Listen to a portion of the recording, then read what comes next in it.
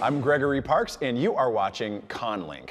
With me today is comedy erotic author Chuck Tingle. Chuck, hello. How are you today? I'm really dang good today. I'm having a dang good time, and I can't tell you how excited I am to be here on the Big Time Show. Beautiful. Thank you for joining us today. Now, I'd like to ask a few lighter questions before getting into the deep probing questions. So to start out, have you ever just completely lost your mind and been over the top excited about meeting a celebrity, and who was it? Or if you haven't yet, who would you most like to meet?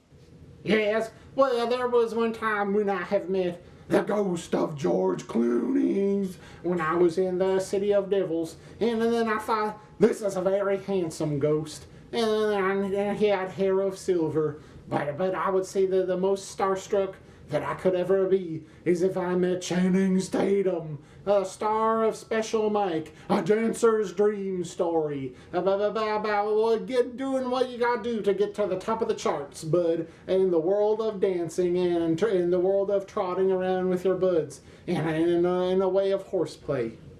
So that is my answer. So another question, what nerdy thing are you most excited about right now?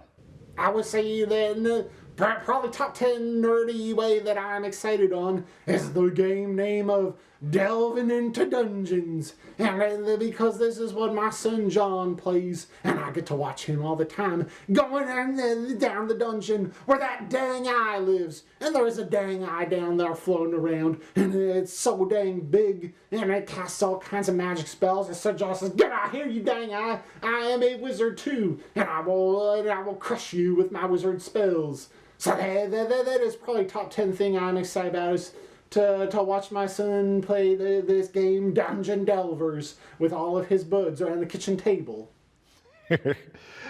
Next question. All right. Let's say you're coming home from a convention. You've spent a lot of time at this convention. What is the first thing you do or that you want to do when you get home back to your own space? What's the first thing you want to do or the first thing you want to eat? I would say when I get home from Big Time Trip, the first thing I want to do is, because I've been trotting all over the globe, seeing the sights, seeing the ways of the ocean and the ways of the forest and the ways of all handsome trees and mountains. And then when I come home, I think I would like to be with my family, and I wonder what son John is doing, and I wonder what Chloe is doing. And then we have a big spaghetti dinner, and then we hug in our way, and then we are all friends, and then we talk about what has been going on in the neighborhood, and this warms my heart. So I would say heartwarming dinner with son and Chloe. Thank you. This one is, I love this question, and it even makes me think of my answer. But for you, what is one book or movie or story that you keep returning to, that you never get tired of? Well, this is easy. There's a similar answer to question before, and that is Special Mike, a dancer's dream story about doing what it takes to get to the dang top of the charts. It's a handsome dancer named Special Mike, and his number one skill is being Channing Tatum and building houses. And he builds houses all day and all night, and he works so dang hard, and then he's so tired afterwards. He says, "Well, it doesn't matter if I'm tired. I gotta go and then dance around and prove love in my own way. And in my own way, the way to prove love is to get on up and kick my feet and horse around." So that is the story I come back to over and over again. Even Special Mike 2, the dance goes on. Next question, and this is a question that I'm sure is on many people's minds. Do you need an executive assistant?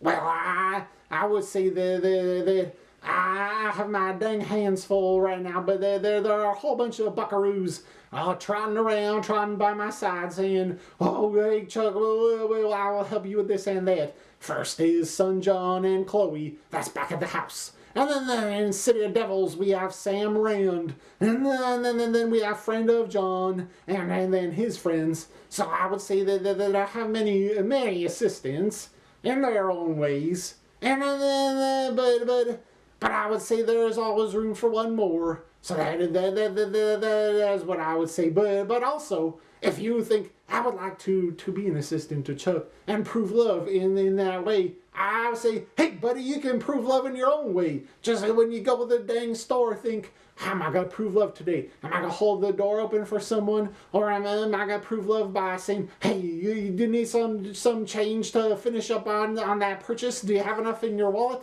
And then you say, okay, I'll help you with that. Or you say, oh, you have less groceries than me, then you can go in line. So I would say that is being an assistant to Chuck too. And anyone can do that in their own way, just to prove love on their own. Next question. Are there any ideas that you haven't used because they go too far? Well, no, because they go too far. But I think that because sometimes I think, hey, that's a pretty dang good idea. I bet a lot of buckaroos would like this book. And I think, well, does this book prove love is real? And then I think on it. And then I think some more. And then I think, well, I don't know if it proves love is real. And if it does not, then I will not write that book. So that is my way. That is the one test, is does it prove that love is real?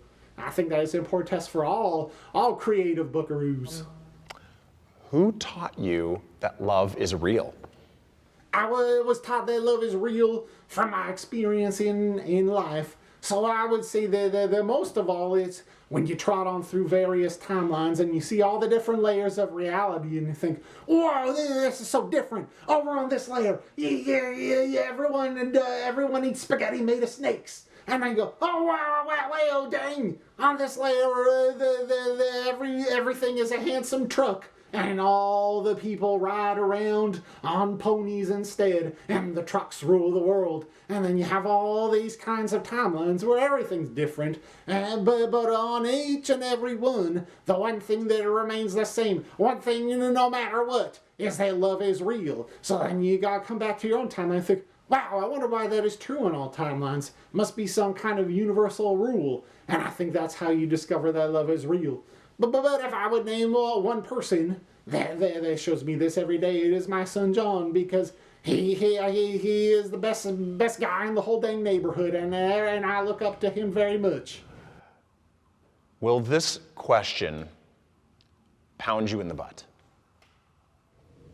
Well, I would say that this question is an important one, because you gotta think, well, every time there's a pound, there are two sides of this way.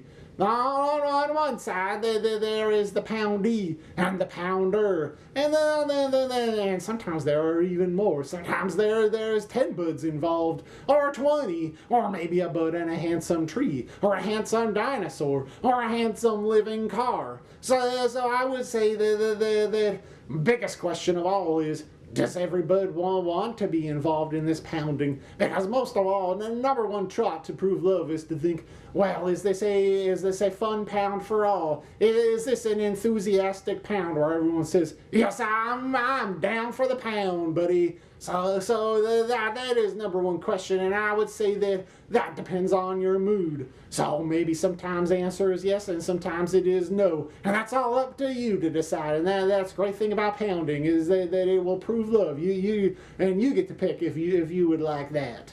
Can we expect to see more public appearances from you in the future?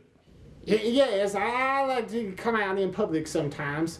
I like to go to these conventions and to prove love is real in my own way as a real man. I think that sometimes when I can look a bud in the eye and shake their hand and say, hello, I like your way. I think your trot is unique, and I think that your way is special and important, and you prove love every day just by being you. I think that is an important message to give in person. So I think that I would like to come and trot in this way many times. All right, so my final question for you. Do you have any special messages for our Convergence member buckaroos? I think that you are so important in ways that some of you might know and some of you might not know. Sometimes you might wake up in the morning and think, well, I don't feel very dang special today. But guess what, bud? This timeline would not be the same without you. I've traveled all over to many timelines, and each one is different and special, and each one brought you here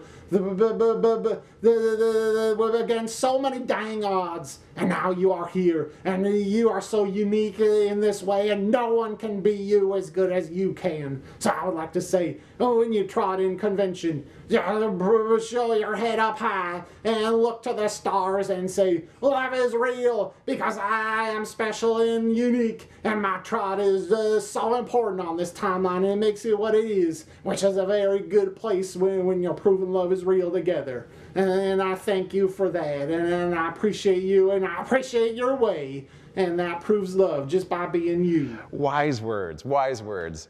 So thank you, Chuck, for joining us and spending time with us, and we look forward to seeing you at Convergence. Thank you for having me, Greg. This was a great time, and I think that we are going to have a lot of fun trotting together all this weekend at Convergence. My name is Greg, and you have been watching Conley.